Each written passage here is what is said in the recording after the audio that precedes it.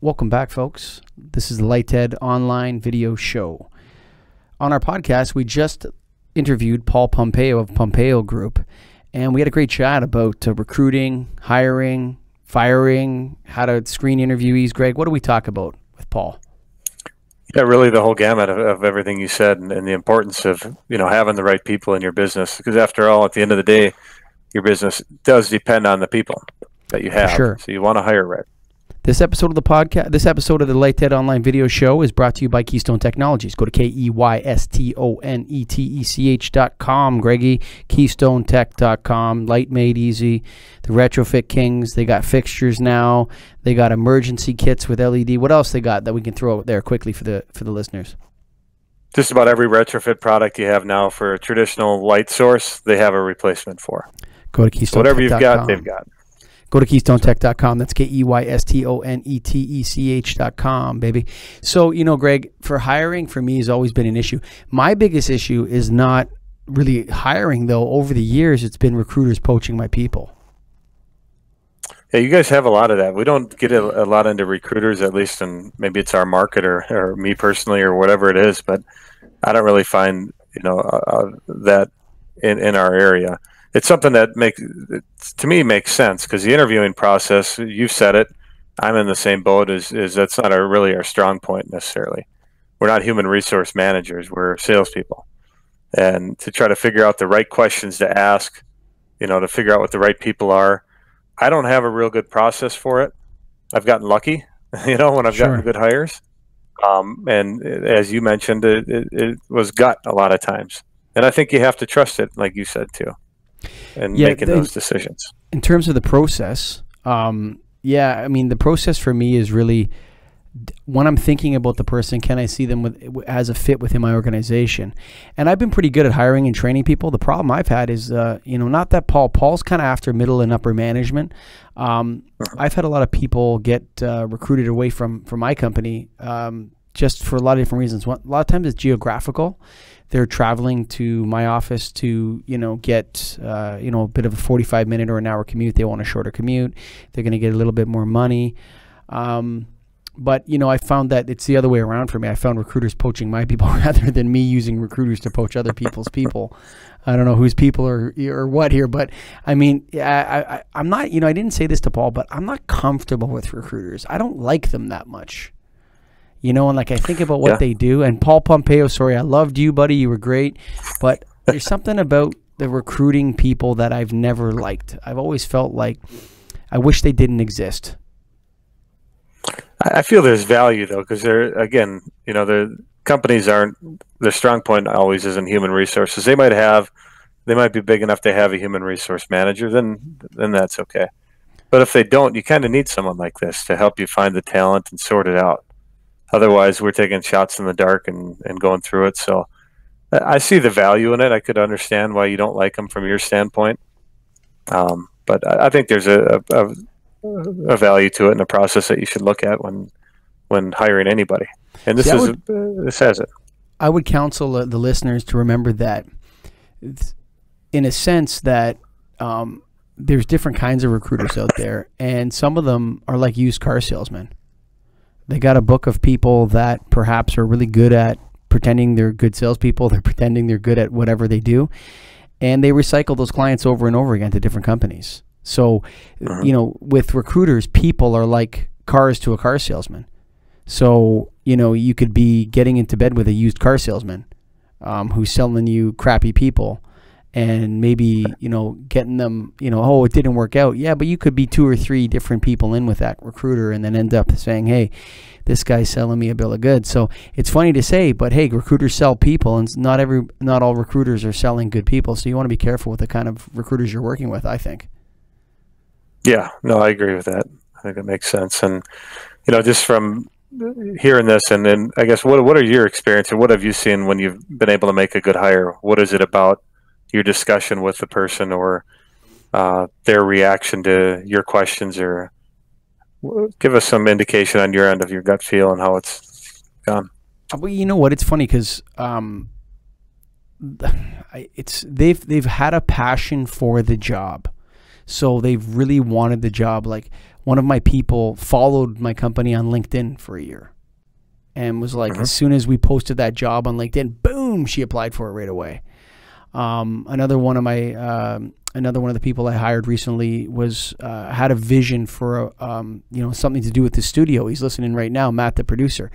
You know what the reason why I hired him, and I set up this like geographical thing where I wouldn't hire anyone that was more than an hour commute from my office, because they ended up moving to competitors that were close to wherever they lived. That happened to me about 3 or 4 or 5 times over the last 10 years. And put a lot of training into that person and this or that. And then they're like, oh gosh, this commute's really killing me, man. I got this job offer that's 20 minutes from my house or 15 minutes from my house. And that was really causing me problems. But then Matt was like, look, man, I can tell you're serious. I really want to do this podcast studio thing with you. So there was that. Hey, Matt, he put peeps to you. He's listening right now, recording this. But yeah, so generally the best hires I've had are people that were really passionate about the job, understood more in a certain way, knew more about what I wanted to do with that role than I did. And then were able to sit into the role and really expand its horizons and make it better than what I thought it was. So for me, it was always about when I was listening to the person, it was like, does this person understand what I want to do? Do they even maybe understand it more than I do? And the best hires I've had have been people like that so far, that have really known what to do with the job rather than waiting for me to teach them how to do the job. Does that make sense what I'm saying, Greg? Yeah, no, it totally does. And I was kind of thinking of mine while I asked you that at the same time. And what I feel is that when I've seen somebody that comes with a desire to learn and at the same time the ability to retain it and grow from that, I think that's the huge part, because everybody can say, oh yeah, I really want to learn it. But if they don't actually retain what they learn and then grow based on that, they're not going to get anywhere. That's tough to find out in a 1 or 2 time interview. But there's little indicators I feel like you can get, and just asking them questions about the industry, giving them some time in between, having them research, your website and things like that, or the lighting industry, and ask them for their take on what they've understood. And the people that I've found that turn out real well are the ones that actually take the time to read that and give you good, honest feedback on it. So I think, that's one thing I look at a lot in terms of making a good hire. The other thing too is with hanging on to people, and like, listeners, anyone listening to this, you do not want to follow me. I am not a good hirer or firer. I'm really bad. I have a bad track record of hiring. I'm not the best at that for sure. But what I've always found is I like people that make good money. I've always liked people that when they work into my system and that they're successful, they earn well. I always feel safer when I have people making more money than the average in the business rather than less, because I know that making a switch for them is going to be tough. So for me, I'd rather have less people that make more than a bunch of people that are, they're making me money. Maybe they're making me a little bit of money. Maybe they're breaking even, but they're not making a lot. I prefer it the other way, because I find that you can trust those people that way, and you're more comfortable. Yeah, no, I think that makes a lot of sense. It's something that, I'm glad we had this discussion with them, and I think we can expand on it too as we go. But it is really one of the most important things for any business, is just to hire right and get the right people. And whether you do that through an executive search firm or you do it yourself, learn everything you can and take notes and keep going on it. The other thing too is, like, it's one thing for, like when Paul Pompeo, he's talking about very large companies, right? People that have, probably 400 employees or more, He probably serves like Philips, Acuity, Lithonia. Like, he's a specialist in the lighting business, and he's serving these manufacturers and doing a great job for them. But I mean, so when he's talking about, the services that a Pompeo Group would offer, and that, I think there's a reason why Pompeo Group doesn't go after distributors with 25 employees, because it's a different nut to crack. It's tougher. You don't have the job description that you have. You got to go sell light bulbs every day. Like, you got to sell light bulbs if you work your lighting systems or whatever. And I'm going to count how many you sell, and then every 2 weeks I'm going to give you a commission check, or I'm going to give you a bonus every quarter, or whatever it is. I mean, he's hiring for more C-suite people and upper level management people, where you're taking someone out for dinner the night before the interview when they fly in. I'm not flying anyone into Dallas Lighting to work for me. It's a different level he's at. He's an executive search firm, or upper level management search firm. So Some of his advice is great for us, and the other stuff is not really it's not within the scope of the type of people we want to hire or that we can get, you know. Right. No, I agree. I think you can take little parts of it and do what you can with it, with whatever position you're looking at.